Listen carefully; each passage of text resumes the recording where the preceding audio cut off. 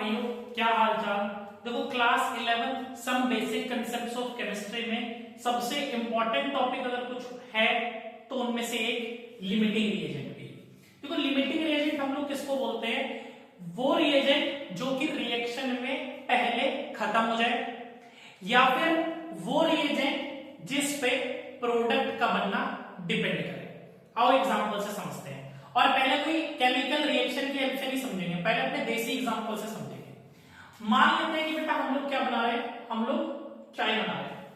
अब चाय बनाने की ना एक स्टैंडर्ड रेसिपी आपको ही बनानी कि भैया 1 कप चाय अगर बनानी है तो 1 कप चाय में 1 कप तो सर दूध डलेगा, और सर 2 चम्मच क्या डलेगी, 2 चम्मच चीनी डलेगी सर, तब जाके क्या बनेगी सर, 1 कप चाय बनेगी। ये बेटा स्टैंडर्ड डाटा है, मतलब चाय बनाने का एक्चुअल प्रोसेस ये है, ये आपको गिवन।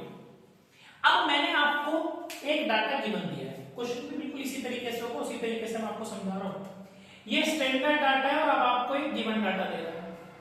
गिवन डाटा क्या है कि आपके पास 2 कप तो बेटा मिल्क है, और आपके पास जो चीनी है वो कितनी है, वो 50 चम्मच चीनी गिवन है, 50 टीस्पून शुगर गिवन है।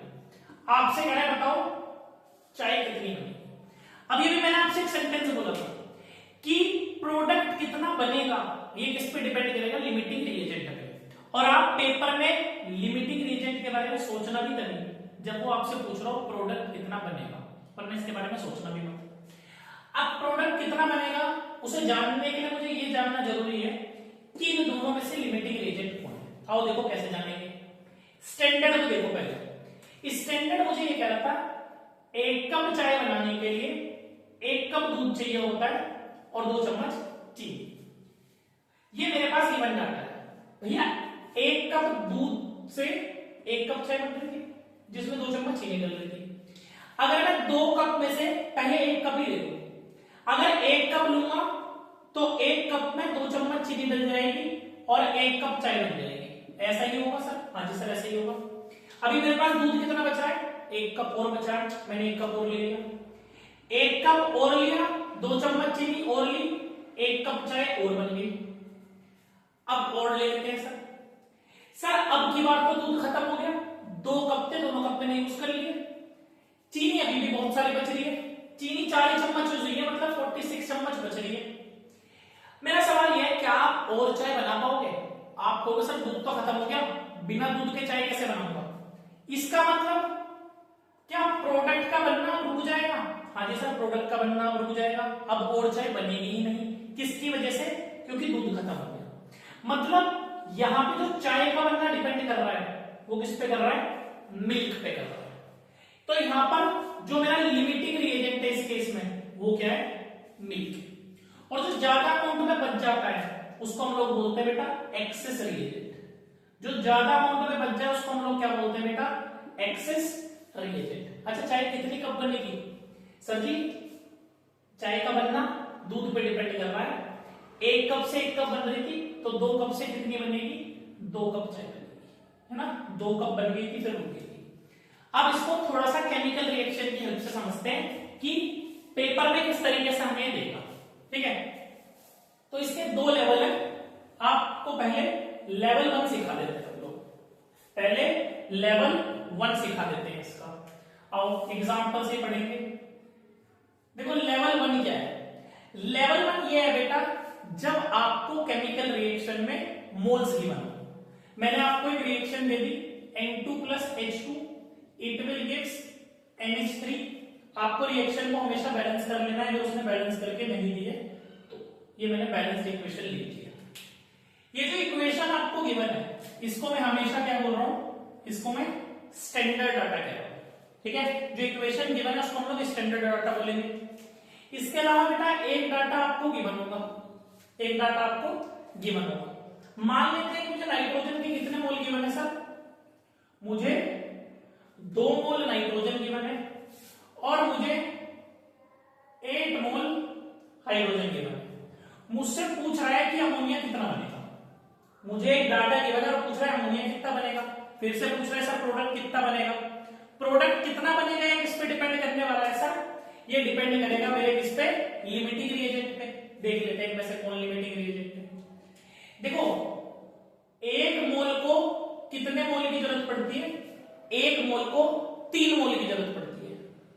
तो 2 मोल को कितने की जरूरत पड़ेगी भाई, एक मोल को अगर 3 मोल की जरूरत पड़ रही है 3 गुना की, तो 2 मोल को कितने की जरूरत पड़ेगी सर, 6 मोल की जरूरत पड़ेगी। क्या मेरे पास हाइड्रोजन 6 मोल है, 6 मोल से कम है या 6 मोल से ज्यादा है? सर हाइड्रोजन मेरे पास 6 मोल से ज्यादा है।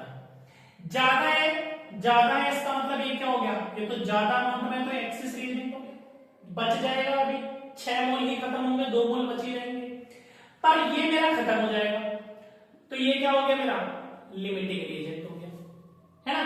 अब अगर नाइट्रोजन लिमिटिंग रिएजेंट है तो प्रोडक्ट का बनना इसी पे डिपेंड करेगा।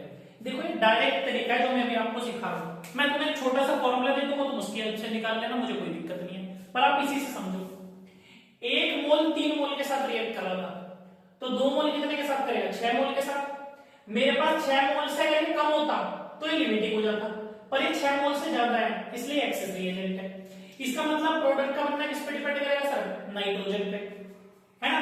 तो 1 मोल से कितना बन रहा था, 1 मोल से 2 मोल अमोनिया बन रहा था, 1 मोल से 2 मोल बन रहा था, तो 2 से कितना बनेगा, 2 गुना कर दो, 2 से कितना बनेगा, 4 मोल। 1 से 2 बन रहे थे, 2 से कितने बनेंगे, 4 मोल बनेंगे। सर मेरे को ये समझ में नहीं आ रहा, आप कोई आसान तरीका बताओ सर, कोई छोटा सा फॉर्मूला बता दो, आओ फॉर्मूला सिखाते हैं आपको।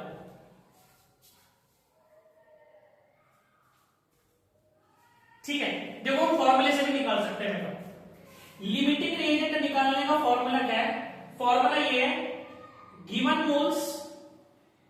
मोल्स को डिवाइड कर देना किससे, एससी का मतलब है स्टोइकियोमेट्रिक कोफिशिएंट से। देखो गिवन मोल तो ये है, स्टोइकियोमेट्रिक कोफिशिएंट है नंबर जो उनके आगे लिखा हुआ है। और नाइट्रोजन के लिए देखते हैं क्या वैल्यू आ रही है। नाइट्रोजन के मोल्स कितने गिवन है बेटा, सर नाइट्रोजन के 2 मोल गिवन है। स्टोइकियोमेट्रिक कोफिशिएंट कितना है उसका, 1, वैल्यू कितनी आ गई सर, 2। हाइड्रोजन के लिए निकालते हैं सर, हाइड्रोजन के लिए गिवन मोल्स है 8 और स्टोइकियोमेट्रिक कोफिशिएंट है 3, ये आएगा लगभग 3 2 जा 6, 2.67 के करीब। देखो वैल्यू किसकी छोटी आ रही है, नाइट्रोजन की, जिसकी वैल्यू कम आएगी वही हमारा क्या होने वाला है, लिमिटिंग रिएजेंट होने वाला है। तो आप फॉर्मूले की हेल्प से भी निकाल सकते हो, अगर आपको वैसे समझ में नहीं आ रहा है तो आप फॉर्मूले की हेल्प से भी निकाल सकते हो। गिवन मोल्स को डिवाइड कर देना स्टोइकियोमेट्रिक कोफिशिएंट से।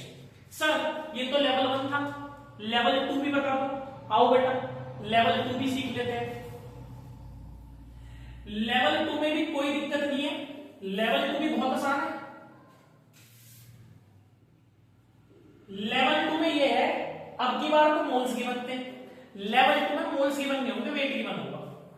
सेम रिएक्शन ले लेता हूं, N2 + 3H2 it will gives 2NH3।